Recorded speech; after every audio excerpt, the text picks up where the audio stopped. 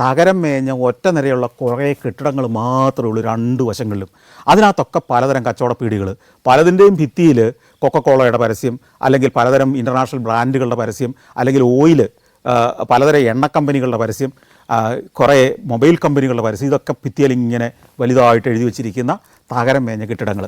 അപൂർവമായിട്ടേ ഉള്ളൂ റെസ്റ്റോറൻറ്റുകളൊക്കെ.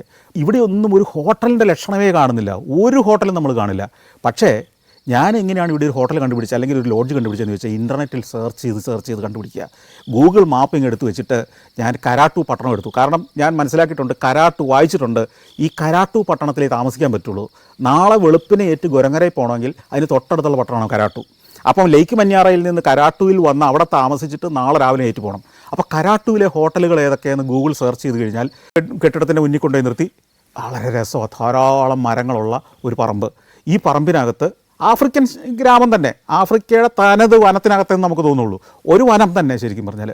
അവിടെ വള്ളിപ്പടർപ്പുകളെല്ലാം പടർന്നു പിടിച്ചിരിക്കുന്ന, തകരമൊക്കെ മേഞ്ഞ് കുറേ പ്രാകൃതമായ തൂണുകളിലൊക്കെ നാട്ടി നിർത്തിയിരിക്കുന്ന കല്ലുകൊണ്ട് കെട്ടിയ ഒരു കെട്ടിടം. അതാണ് എൻ്റെ റിസപ്ഷൻ. ഞാൻ അകത്തേക്ക് കയറി ചെന്നു. ഞാൻ എൻ്റെ വൗച്ചർ കൊടുത്തു, ഹോട്ടൽ വൗച്ചർ കൊടുത്തു. എൻ്റെ മുറിയൊക്കെ റെഡിയാണ്, 4-ാം നമ്പർ കോട്ടേജിലാണ് നമുക്ക് വേണ്ടി മുറി ഒരുക്കിയിരിക്കുന്നതെന്ന് പറഞ്ഞു. അപ്പോൾ ഒരു ജോലിക്കാരൻ വന്നു, അവൻ എൻ്റെ ബാഗൊക്കെ എടുത്തു, മുറി കാണിച്ചു തരാൻ മുമ്പേ പോവുകയാണ്. വളരെ രസകരമാണ്. അവരെല്ലാം ഷൂട്ട് ചെയ്യുന്നു. സഫാരി വാഹനങ്ങളുമായിട്ട് വരുന്നവരൊക്കെ